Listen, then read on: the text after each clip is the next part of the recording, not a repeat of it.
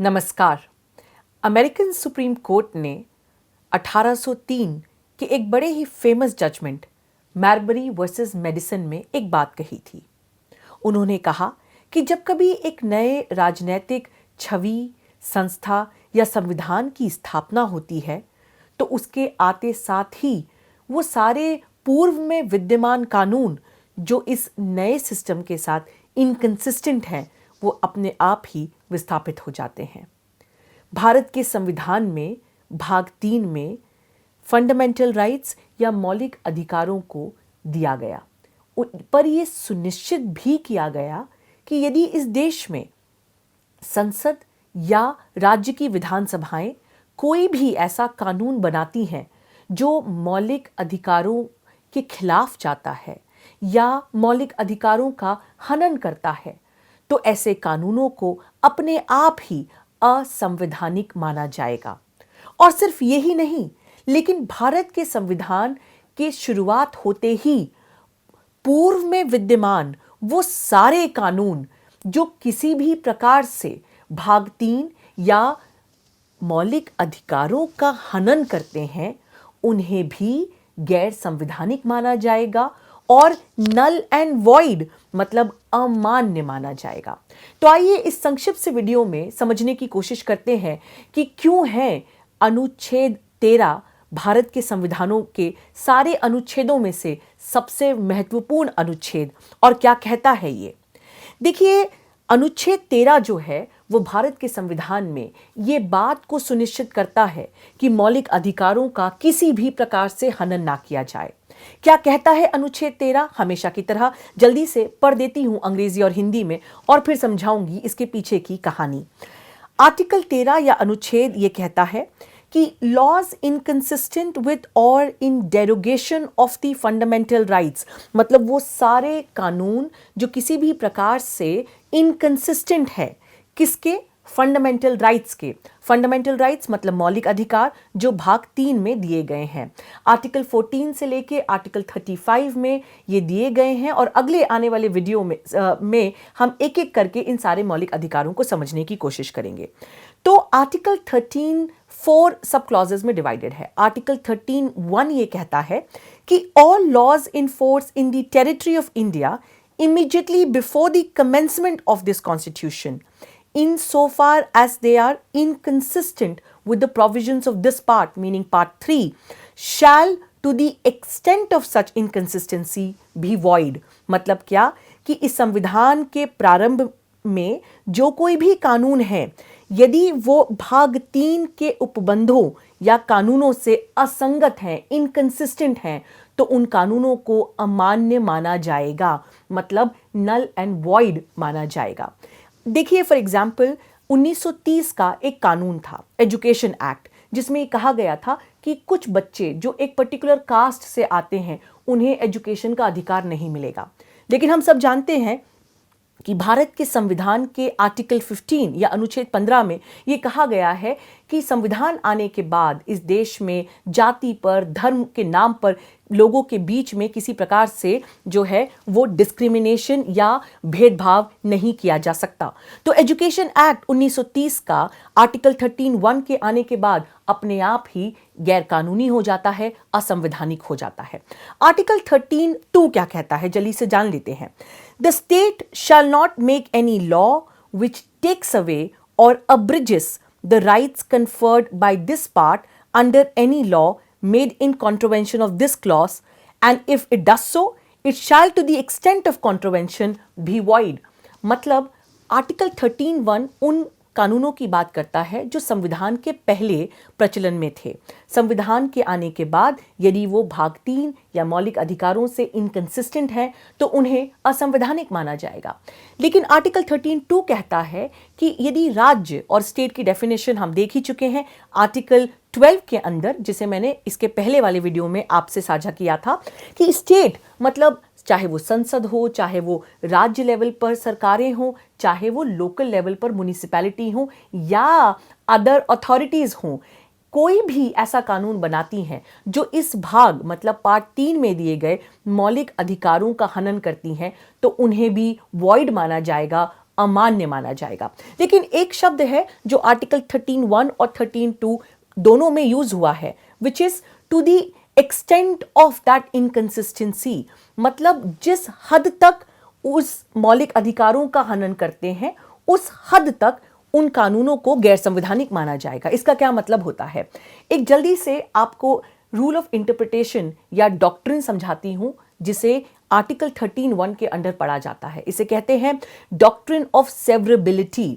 Severability का क्या मतलब है कि यदि कोई एक कानून है जो बाकी पूरा कानून तो ठीक है, लेकिन उसमें कोई एक ऐसा प्रोविजन है, कोई एक ऐसा क्लॉज है जो कि सीधे सीधे किसी मौलिक अधिकार का हनन कर रहा है, तो क्या उस पूरे कानून को अमान्य माना जाएगा या केवल उस कानून का वो भाग जो मौलिक अधिकारों का या किसी एक मौलिक अधिकार का हनन कर रहा है, केवल वो ही पार्ट उसका वॉइड या अमान्य माना जाएगा। तो डॉक्ट्रिन ऑफ सेवरेबिलिटी ये कहती है कि यदि किसी कानून का वो वाला भाग जो मौलिक अधिकारों का हनन कर रहा है उसको सफाई से, आसानी से बाकी पूरे कानून से अलग किया जा सकता है, और इस प्रकार से अलग किया जा सकता है कि बाकी जो कानून है वो फिर भी एक अच्छा कानून माना जाए या एक अच्छा कानून हो और उसका प्रभाव हो, तो सिर्फ उस वाले पार्ट को काट के अलग कर दिया जाएगा, पूरा कानून जो है वो अपने आप ही अमान्य नहीं हो जाएगा। लेकिन यदि कोई ऐसा कानून है कि जिसके पूरे कानून में ही, जड़ जड़ में ही या नस नस में ही जो है मौलिक अधिकारों का हनन छुपा हुआ है, तो उस पूरे कानून को, उस पूरे अधिनियम को, वो चाहे कोई भी कानून हो, उसे असंवैधानिक मान दिया जाएगा। अब आर्टिकल 13(3) भी बड़ा इंटरेस्टिंग है। ये कहता है कि इस भाग में आर्टिकल 13 के लिए कानून या लॉ की डेफिनेशन क्या है, क्योंकि ये बहुत ज़रूरी है कि जब हम कह रहे हैं कि लॉ कोई भी हो, यदि फंडामेंटल राइट्स का वायलेशन करता है तो असंवैधानिक हो जाएगा, वॉइड हो जाएगा, अमान्य हो जाएगा। तो कानून की डेफिनेशन में क्या क्या आता है इसे बताता है आर्टिकल 13 सब क्लॉज 3। इसे जल्दी से आपके सामने पढ़ देती हूं। इन दिस आर्टिकल, मतलब article 13, unless the context otherwise requires, यदि कहीं और कोई कॉन्टेक्स्ट है तो अलग बात है, नहीं तो लॉ, मतलब लॉ की डेफिनेशन इंक्लूड्स, ये इंक्लूड करेगी, शामिल करेगी एनी ऑर्डिनेंस, किसी ऑर्डिनेंस को, ऑर्डर को, बाय लॉ को, रेगुलेशन को, नोटिफिकेशन को, कस्टम को और यूसेज को। ये सारे बहुत सारे शब्द हैं जो लोग कानून की पढ़ाई नहीं करे हैं या नहीं जानते हैं, उन्हें लगता है ये इतने सारे अलग अलग शब्दों का क्या मतलब होता है, क्या केवल एक ही शब्द कानून से हमारा काम नहीं चल जाता। तो जल्दी से ये सारे शब्दों का मतलब आपको समझा देती हूँ। देखिए, ऑर्डिनेंस मतलब क्या, जब कभी संसद जो है वो सेशन में नहीं होती और यदि सरकार को कोई जल्द से कानून बनाना है तो प्रेसिडेंट एक ऑर्डर दे सकते हैं, एक ऑर्डिनेंस पास कर सकते हैं, और उस ऑर्डिनेंस को जब संसद वापस से रीअसेंबल होती है तो दोनों घरों को, दोनों हाउसेज ऑफ पार्लियामेंट को इसे पारित करना पड़ेगा। तो ordinance is a way by which the president can quickly pass requisite law without the parliament being in session। दूसरा शब्द यूज हुआ है बायलॉज। बायलॉज का क्या मतलब है, जब कभी कोई एक सुपीरियर बॉडी एक इस प्रकार के कानून बनाती है ताकि उसके जो अंदर के ऑर्गेनाइजेशंस या इंडिविजुअल्स हैं उनको क्या चीज बंधित करेगी, तो बायलॉज आ सकते हैं। कि जैसे फॉर एग्जांपल कोई म्युनिसिपैलिटी है, अब म्युनिसिपैलिटी को सेटअप करने के लिए या क्या लॉज गवर्न करेंगे, अलग से एक्ट है, लेकिन यदि कुछ दिनचर्या के चीज़ों के लिए कैसे प्रोसीजर काम करेगी, अलग अलग बातों पर यदि कुछ छोटे कानून बनाना है तो वो म्युनिसिपैलिटी जो है वो अपने बायलॉज भी बना सकती है। दूसरा शब्द हुआ यूज ऑर्डर। ऑर्डर एक बड़ा शब्द है जिसका मतलब होता है आदेश। यदि कोई भी डायरेक्शन कोर्ट का जो लीगल ओपिनियन नहीं है और जजमेंट नहीं है, तो चाहे वो ऑर्डर हो सकता है कि अगली डेट लगाई जाए या फलाने फलाने व्यक्ति को डेथ पेनाल्टी के लिए जो है वो सजा सुना दी जाए। ऑर्डर का मतलब कोर्ट का कोई भी आदेश, ठीक है। तो कोई आदेश भी है जो यदि फंडामेंटल राइट्स को वायलेट करता है तो उसे वॉइड माना जाएगा। चौथा शब्द इसमें एक यूज हुआ है रेगुलेशन या नियम। अब रेगुलेशन का क्या मतलब होता है कि फॉर एग्जाम्पल अमेरिका में बहुत सारी फेडरल अथॉरिटीज़ हैं, अलग अलग अथॉरिटीज़ जो हैं वो अपने अपने नियम कानून रेगुलेशंस बनाती रहती हैं। इंडिया में भी सरकार के अलावा बहुत सारी ऐसी अदर अथॉरिटीज़ हैं जो अलग अलग एरिया में काम करती हैं, वो भी रेगुलेशंस बना सकती हैं। तो वो रेगुलेशंस को भी फंडामेंटल राइट्स को वायलेट नहीं करना चाहिए। और फाइनली एक शब्द यूज हुआ है नोटिफिकेशन और फिर कस्टम्स। नोटिफिकेशन मतलब ऐसा कोई भी कानून ऑर्डर जिसे नोटिफाई किया गया हो, मतलब ऑफिशियल गजेट में पब्लिश किया गया हो। और कस्टम मतलब ऐसा कोई भी लोगों की मानना जो फंडामेंटल राइट्स को वायलेट करती है। आप यदि याद करें तो सबरीमला के जजमेंट में जस्टिस चंद्रचूड़ ने कहा कि आर्टिकल 13(3) में कस्टम्स एंड यूसेजेस के अंडर पर्सनल लॉज भी आते हैं। तो यदि कुछ लोग ये कहते हैं कि हमारी तो ये मानना है, हमारा तो ये पर्सनल लॉ है कि महिलाएं जो हैं जब उनका मेंस्ट्रुअल पीरियड चल रहा हो तब वो एक मंदिर नहीं जा सकती, या जब उनकी एक सर्टेन एज हो, जब वो मासिक धर्म से गुजरती हैं तो वो एक मंदिर नहीं जा सकती, इसे भी कस्टम्स एंड यूसेजेस में इंक्लूडेड माना गया। और चूंकि ये आर्टिकल 15 के वायलेशन में है, जस्टिस चंद्रचूड़ ने कहा कि इस प्रकार की किसी पर्सनल लॉज को, कस्टम्स या यूसेजेस को आर्टिकल 13(3) के अंतर्गत जो है वो इन वॉइड माना जाएगा फंडामेंटल राइट्स के वायलेशन में होने के कारण। और आर्टिकल 13(4) पे जल्दी से आ जाती हूं क्योंकि वो बहुत महत्वपूर्ण है। आर्टिकल 13(4) ये कहता है that if there is any law, okay, इस अनुच्छेद की कोई भी बात यदि अनुच्छेद 368 के अधीन किए गए इस संविधान के किसी भी संशोधन के बारे में है तो लागू नहीं होगी। मतलब if there is any amendment of this constitution, इस संविधान का कोई भी संशोधन यदि आर्टिकल 368 के अंडर किया जाता है तो उसे आर्टिकल 13(4) में वायलेशन नहीं माना जाएगा। ये बहुत महत्वपूर्ण है क्योंकि आर्टिकल 13(4) जो है वो एक प्रकार से संसद को यह अधिकार देता है कि आर्टिकल 368 के अंदर, आर्टिकल 368 वो प्रोविजन है जो संसद को ये अधिकार देता है कि वो संविधान को जैसे चाहे वैसे संशोधित कर सके।